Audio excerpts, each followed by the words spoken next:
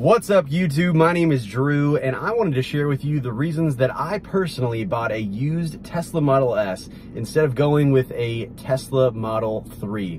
Now I'm sitting in a 2016 75D, which means this is the all-wheel drive model, and in my opinion this far outweighs even the ability to buy a 2020 Model 3 at the same price tag. Now, I will caveat one item. Originally, when I purchased this Tesla, the stance from Tesla was that the 2015 models or newer of the Tesla Model S would be capable of full self-driving. That is no longer the case. I guess they backpedaled on that, and the 2017s or newer are capable of full self-driving. The only thing that I am missing is the 2 cameras on the side. So I will preface this by saying I would suggest a 2017 Tesla Model S. And if you go on Car Gurus right now, we're in the month of July of 2023, you'll notice the price tag hovers around $30,000 to $35,000 for a used Tesla Model S with around 50,000 miles on it.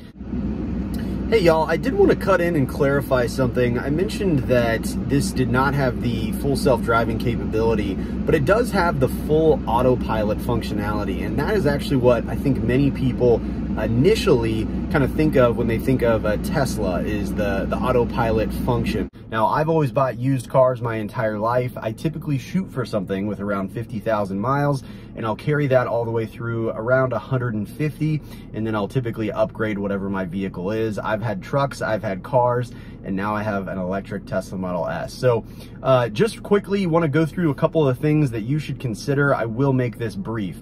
First and foremost, the 2016 and 2017s do have free supercharging. Now, it's not guaranteed with all of the Tesla Model S, so it is something you'd want to look at with the dealers, but that was a huge selling point for me because I do like to take road trips, and in this vehicle I have traveled, actually I purchased it in Atlanta, which is about 6 hours from where I'm located. Didn't cost me a thing to drive there and, mainly to drive back because I bought it there. But it didn't cost me a thing to drive all that distance. And so I've done many trips since then, and it is so cool to be able to just swing off, supercharge real quick, hop back on the road for a total price tag of $0. So that's something you want to check out for if you're in the same boat as me. Part 2 is the styling. I will show some B-roll footage of my Tesla, and this is, as I mentioned, a 2016.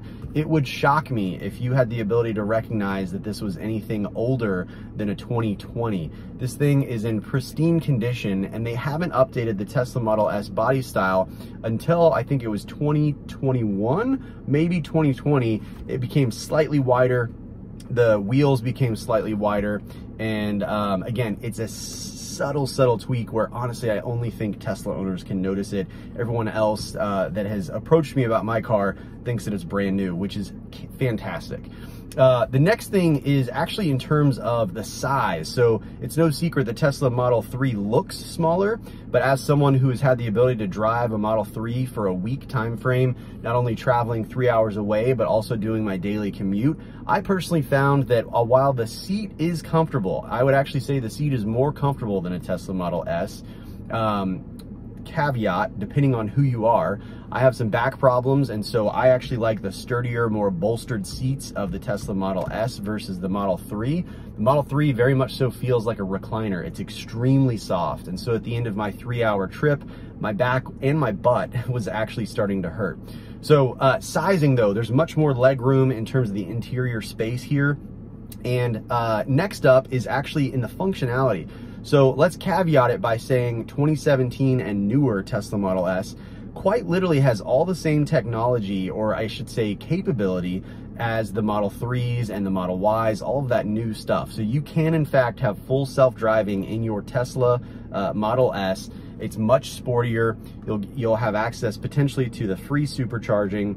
And the other item too was the difference between braking, believe it or not, in the Model 3 and this Model S was substantial. On my road trip in the Model 3, I had issues where whenever I would need to stop abruptly, I felt like the Model 3 didn't really have it in it, which was kind of an issue. I've not experienced that in the Model S. And again, this is not a performance model. Now, last thing I do want to touch on is actually the battery. So in terms of battery, this is a 75D. You could also, in that 2016, 2017 era, you could get a 90D. or even 100D. So certainly I would suggest going for as big of a battery as you can. But even on my 75D, realistic actual road trip mileage is about 230, 235 miles. It supposedly says it'll go 275. I don't buy it. It's really more so 230.